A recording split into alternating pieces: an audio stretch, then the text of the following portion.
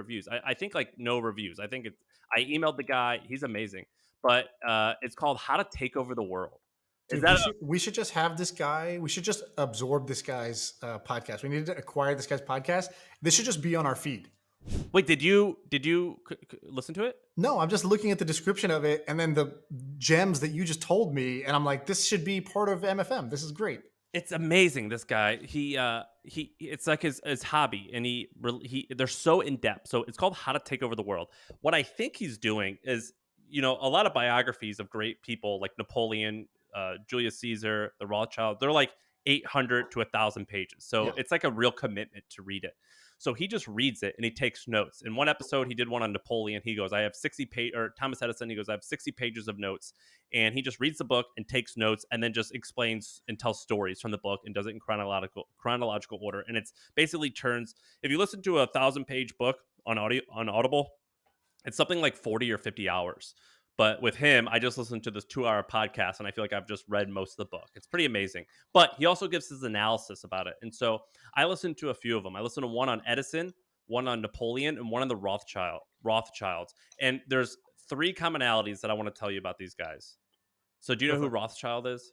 Rothschild. Am I saying it right? Yeah. So basically, it was started by this guy named Anshel Rothschild in the 1700s. He basically built like the Amazon of this his little ghetto in Germany, where he would sell like he would mail you an item, and if you wanted it, you would send him money. And it wasn't like that big, but eventually he grew that over 50 years and started investing in stuff, and then his kids started the Goldman Sachs of Europe. So it was like a long slow build up to building this family business. So I'm going to tell you three things that I've noticed that these folks had in common. The first, all of them enjoyed their work. So there's a story where Nathan Rothschild, this one woman was talking to him, and he's like, I hope you better hope that your kids aren't addicted to work like you are. And he goes, "Oh no, I hope they are because I love what I'm doing and Right. I don't ever want to stop." Same with Napoleon. Someone said, "Napoleon, what's your heritage? What race are you?" He goes, "I'm of the race of men who found empires." Like they're addicted to it. Like they love it. They can't not do it. Same with Edison. Edison, he was like nice to his kids and nice to his wife, but he was really never around. And he called his studio, which was in Menlo Park. I believe it's called Menlo Park in New Jersey. And they said that it looked like a homeless encampment because there's these men in suits, but they were just like laying around on the floor and sleeping there because they would do their best work from midnight to 6 a.m.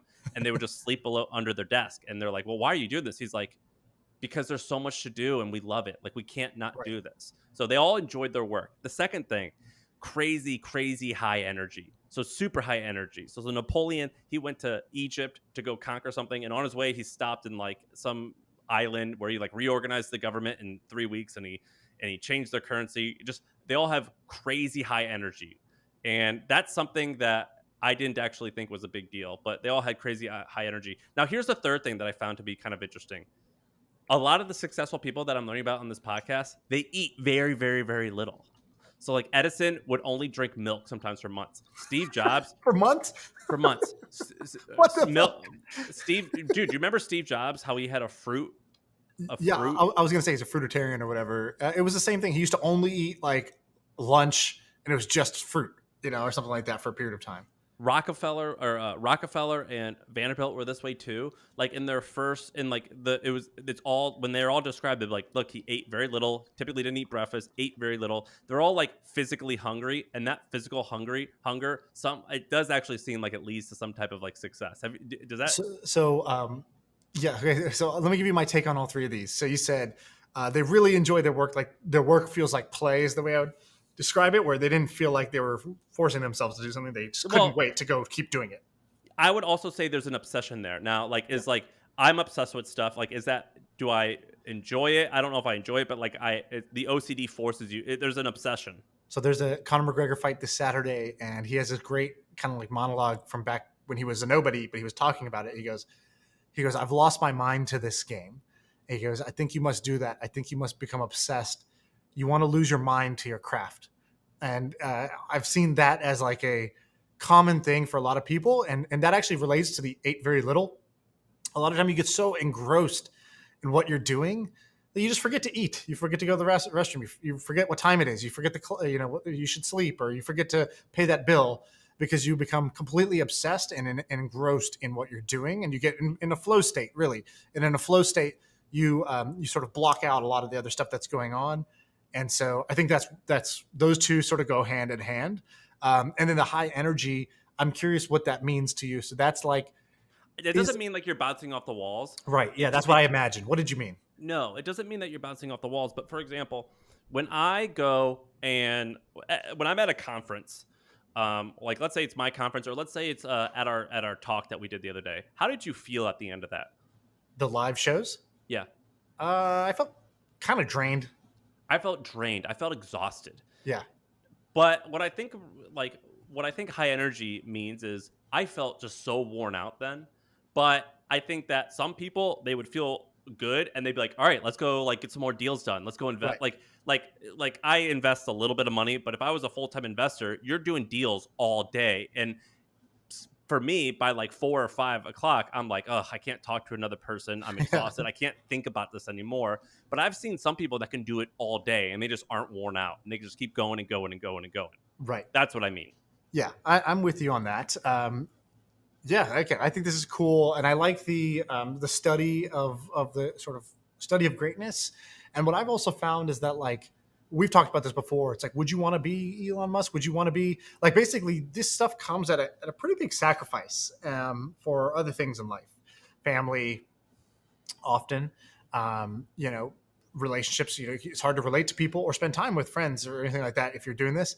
So so I'm like you. I like digesting these. I like knowing it. But then over time, I've learned that, like, the goal is not to be Steve Jobs or act like Steve Jobs or anything. I just kind of am fascinated by it in the same way that, like, I'm fascinated about how, a rhinoceros moves and eats, and I don't necessarily want to be a rhinoceros. I just Right. find it Well, interesting that it's an extreme creature. I love freaks. I like the freak show.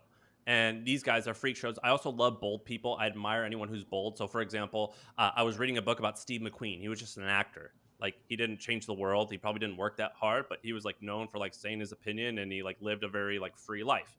That and it's like in the same field. I like these people. I like men who do what they say and they say like things that are different than other people. But then also I love these freak shows like Napoleon. Now Right. let's actually talk about each of these. Thomas Edison, like Elon, a bunch of divorces. One of his wives died from a morphine overdose. His kids didn't really like him or get to know him that well, even though he was like a kind guy, but he was never around. Napoleon died on an island because they kicked him out, and he died basically with nothing, alone in an island off the coast of Africa.